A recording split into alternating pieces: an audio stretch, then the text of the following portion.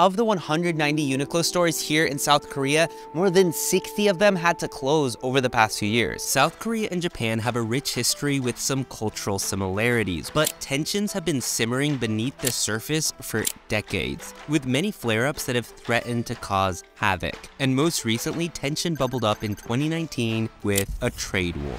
In a increasingly bitter trade dispute, South Korea says it will remove Japan from its list of trusted trade partners over an ongoing trade dispute. This man is destroying his Japanese-made car. This has its roots in Japan's colonization of South Korea between 1910 and 1945. The crisis is rooted in historical grievances. Last year, South Korean courts ordered Japanese firms to pay compensation for forced labor during the Second World War. Some people proclaim and cried, do not buy Japanese products, do not go to Japan. This conflict erupted after Japan imposed export restrictions on some materials that are used by South Korean companies in production of some high-tech goods. This move was basically a retaliation for a South Korean's court decision. It was a decision that ordered Japanese companies to compensate them for their use of forced labor during World War II. Well, it used to be bad in the past, but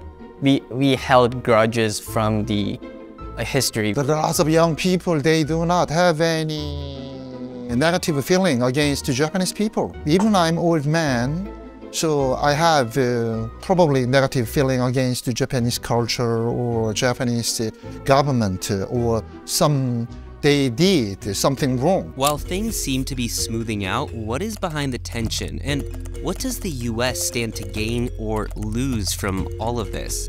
Much of their decades-old tension has resurfaced when Japan said no more importing some crucial materials that were used by companies like Samsung and LG. The restrictions impact South Korea's high-tech industries because of its production of semiconductors and displays. As a result, people started the campaign to boycott all Japanese products. There was something going between Koreans it's called No Japan, so it means not using Japanese products, including cars. Some of the cars were terrorized. There were people vandalizing Japanese cars outside. But to understand this trade war, we have to go back in history. This goes back to the disputes related to the issues of forced labor during Japan's occupation of Korea from 1910 to 1945. The boycott of Japanese products was felt long and hard. It was a shock for many, like Japanese retailer Uniqlo, which has more than 2,000 stores around the world. Uniqlo is a widely popular Japanese brand, but here in South Korea, it's been struggling.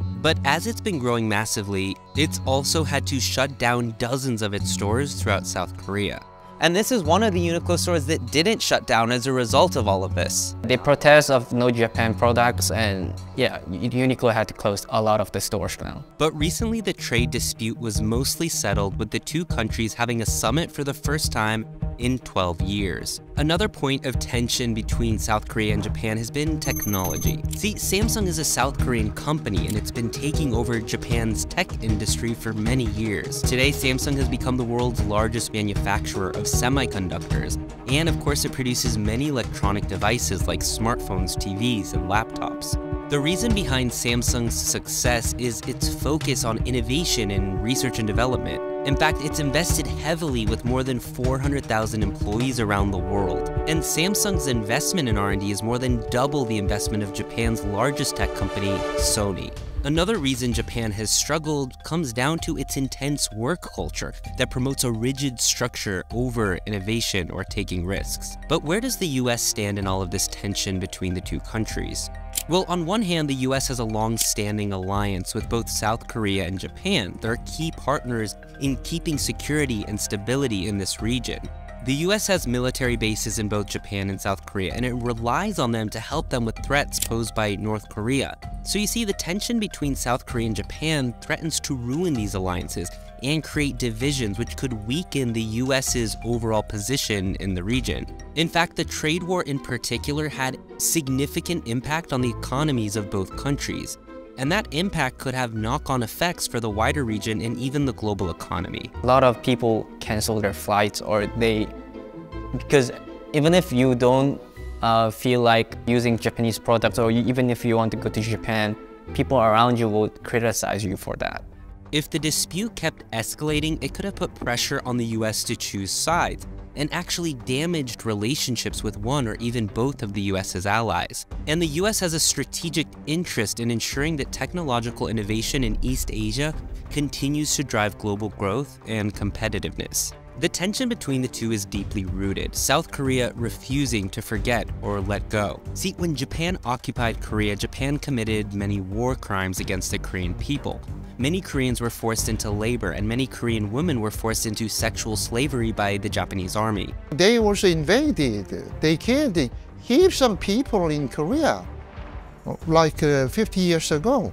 Then they kept silence. They haven't apologized to Korea sincerely. After Japan's defeat in World War II, Korea was liberated from Japanese occupation and the country was divided into North and South Korea. Japan and South Korea established diplomatic relations in 1965, and Japan provided economic aid to South Korea, which helped the country to develop very rapidly. Yet historical disputes between these two countries have still never been resolved. See, South Korea accused Japan of not apologizing enough for its war crime, demanding that Japan pay that compensation. But see, Japan argues that all claims have been settled through the 1965 agreement. Of course, it should be punished and they should apologize officially.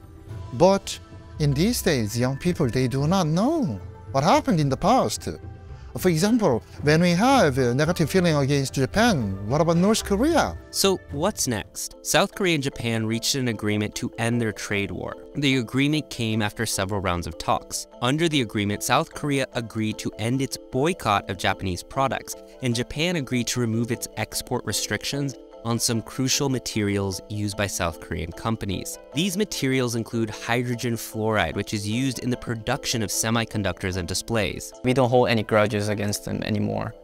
But if we go into political matters, it just gets complicated. So we are not a perfect ally. When the trade war ended, this was a massive relief to many businesses and investors too. My grandparents are all gone, so I don't really know what they would say. Might have some grudge. The older generation might hold stronger grudge against them, but yeah, not anymore.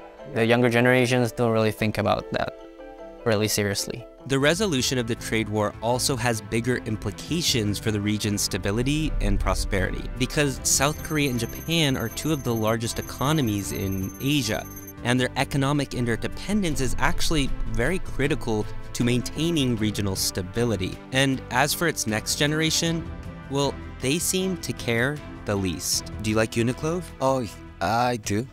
And were you concerned at all that it's a Japanese company when there was people like boycotting made in Japan? Yeah. Oh, I don't care about that. So yeah. So I just buy. You just like the clothes. You don't care like what country it's from. Yes, right.